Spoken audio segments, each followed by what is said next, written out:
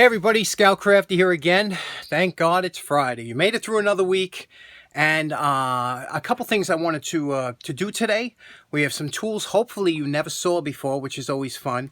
But first off, I want to put a special thank you out. My last video I mentioned one of our viewers, John Hazen, did a video of his tools, and a lot of you went over there and gave a tremendous amount of encouragement and nice words.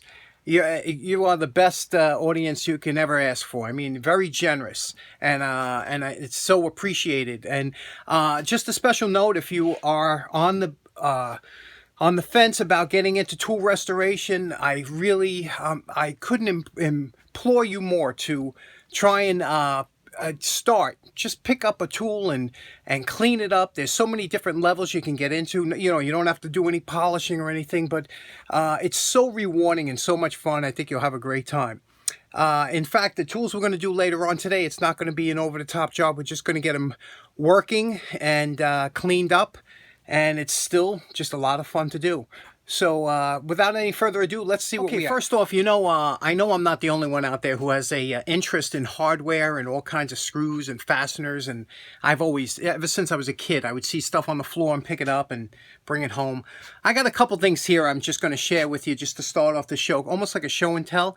I think you'll find it pretty interesting. Let's check it out. Okay, our first item, I found this somewhere. I don't know where it is, but it's the tip of a rock drill of some sort. And you can see here, if you look closely, you could see the different metals that they used. Obviously this is a real hard and tough metal that, maybe carbide, but carbide's brittle, so I don't know what it is, but some kind of real hard metal, and it's too expensive to make the whole piece out of. So what they do is they just put it where the cutting tips are, and you could see, and once it's they machine it in such a way that these tips are available, and then usually they have some kind of water or air or something going through these holes to blow and keep it clean. But it's a really interesting piece, and I don't even know where it came from, but it's a nice piece. Okay, secondly, when I was working at the bus company, anytime I would see something cool thrown out, I would grab it. This is a nut that they would use, probably for the steering column or something, and when this was tightened, you could see how this nut, they cut a slot in it. And, they got crown nuts and things like that. They could put a cotter pin through. Well, this is just a different type of a locking threaded nut. Pretty interesting, right? And what it is, look how big that nut is. So you got this huge nut. They put it on, and when it was tight to where they wanted, you would cronk down on this screw. It would close up those threads, and this would make it a locking nut. I thought this was pretty cool. This came home with me, obviously. Next off, you ever see one of these before?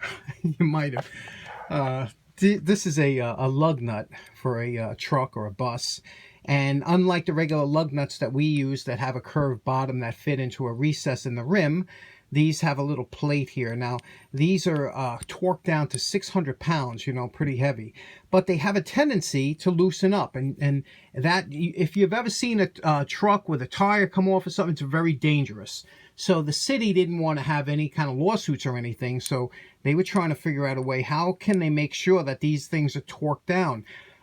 So they had mechanics going out there and retorquing the buses every day to make sure that these were tight on the rims, but they came up with these, okay? You ever see one of these? You might see them on buses, especially in the city. What they are, they fit around here on the edges here, and you'll see them, they look like this when they're on. And it'll be just like that, and you'll see them going all the way around the rim. Each one has one, and they'll all be facing the other. So if you had another nut here like this, it would be facing the other nut like that, and then this one would be facing this nut all the way around the rim. These are what they call torque indicators or torque flags. This is by law. They had to use them in our company, and what it was when you torque this thing down to 600 pounds, you would push this on here, and this would indicate where and that it was still tight. If it was loosening up, obviously this would point somewhere else instead of the nut that it's supposed to next to it. Would, if it was pointing up like this towards the outside, you knew that this loosened up, and you would have to retorque it. So this was these were added in later on, and they were very important in our company. Okay, last up we have this really cool screw that my buddy Joe, you know, Trader Joe, he gave it to me, and it was a little rust. I polished it up, cleaned it up. Isn't this like the coolest screw ever?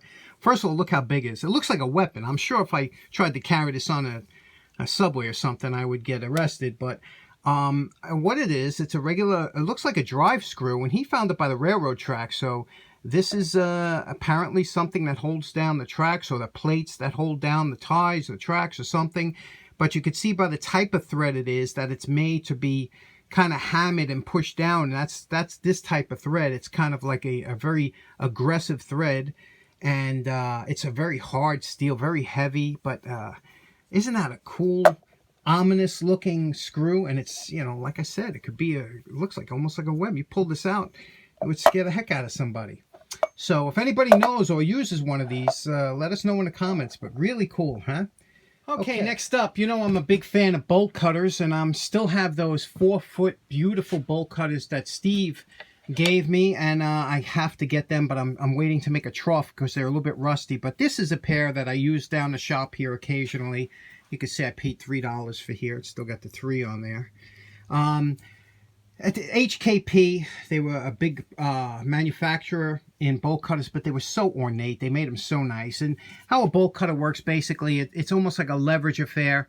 You have these long handles, and the longer the handle, the more leverage you have. And you can see how that has a compound leverage effect. And it's made to cut soft metals. It's not made to cut hardened metals, even though we use them for cutting locks and stuff. They're really not made for that. They're made for cutting nails and wire and things like that. And you know, you could cut up to rebar with some of them, but the harder the metal, the less diameter you should cut. If you do try and cut a piece of metal that's too hard, what's going to happen is you're going to deform the jaws, and that's what happened here. You can see that little deformation there. That's because somebody tried to cut maybe a hardened bolt or something. You're not supposed to really cut them with even though they call it a bolt cutter, it's only made for grade, you know, 1 or grade 2. It's not made for a grade 8 bolt, a really hard bolt. It's made for something soft, a regular zinc-plated hardware bolt you might have from a, you know, a regular swing set. So one day I'm looking on eBay and I see this, and I'm like, look at that. What is this? I never seen this before. So that always attracts my attention. And what it is, it's an HKP. It's a bolt cutter, but it's made, you see how this is? It's a flush cutting bolt cutter. And I thought this was part of it, you know. I was like, you know, that makes sense. You know, you tighten it up with them. But what it was it wasn't part of it. Somebody had added a socket, and they drilled through it, a nice snap-on socket.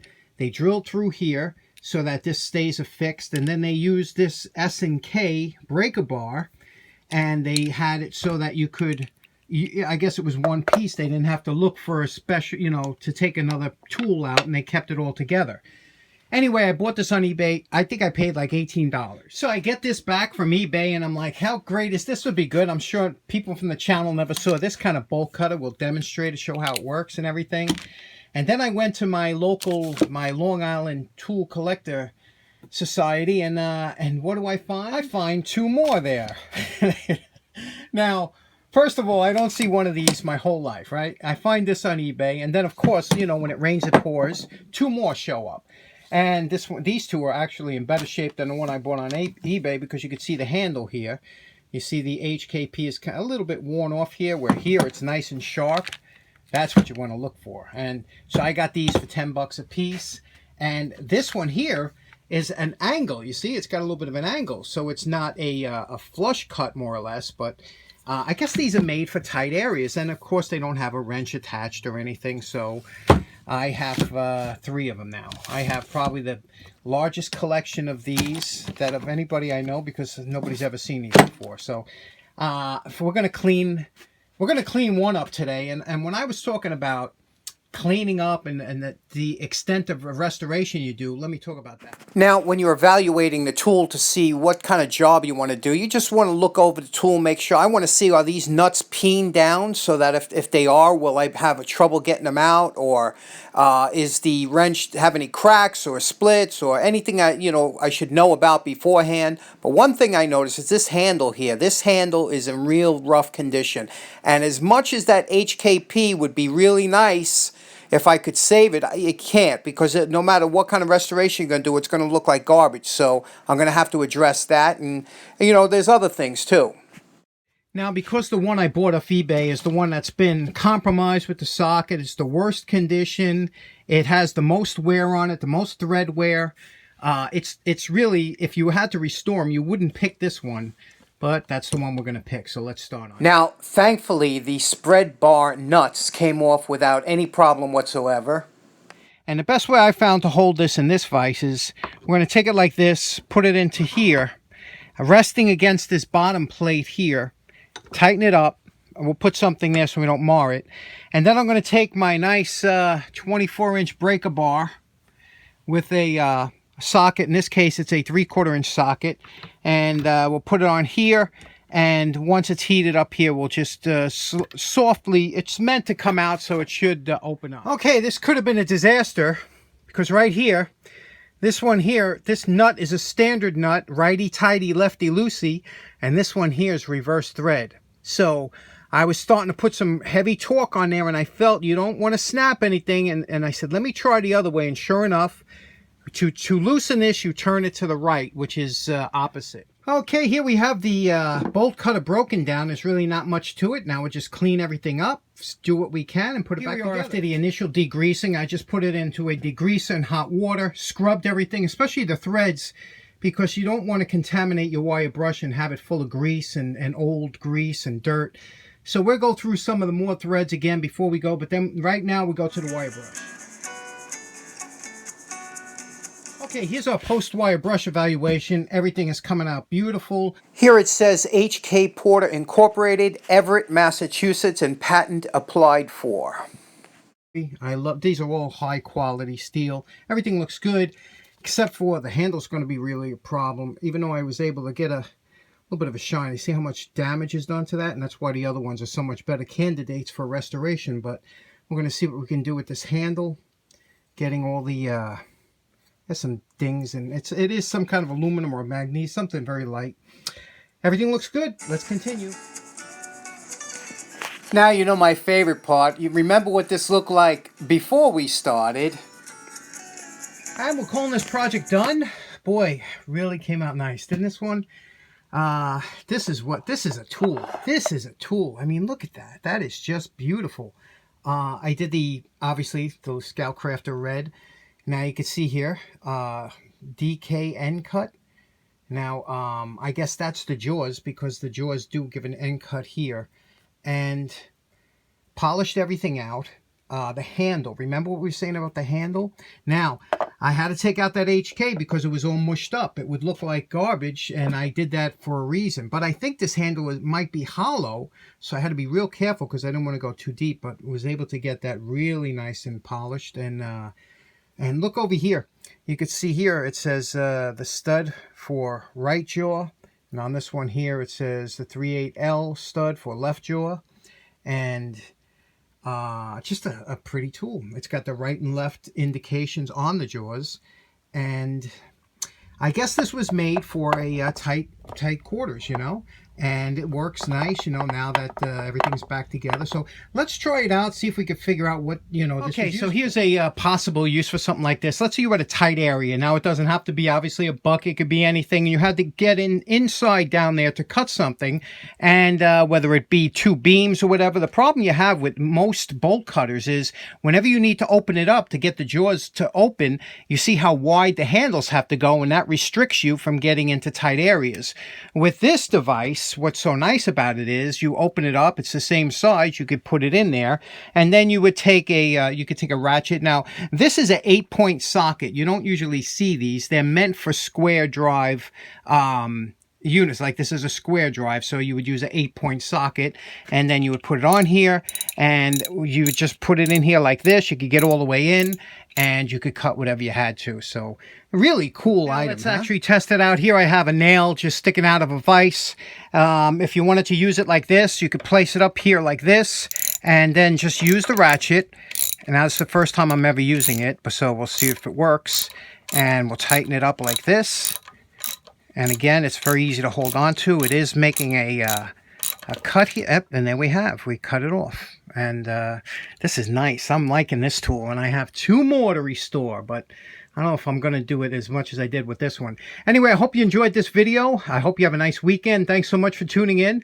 Take care now. Have a nice day. Bye-bye.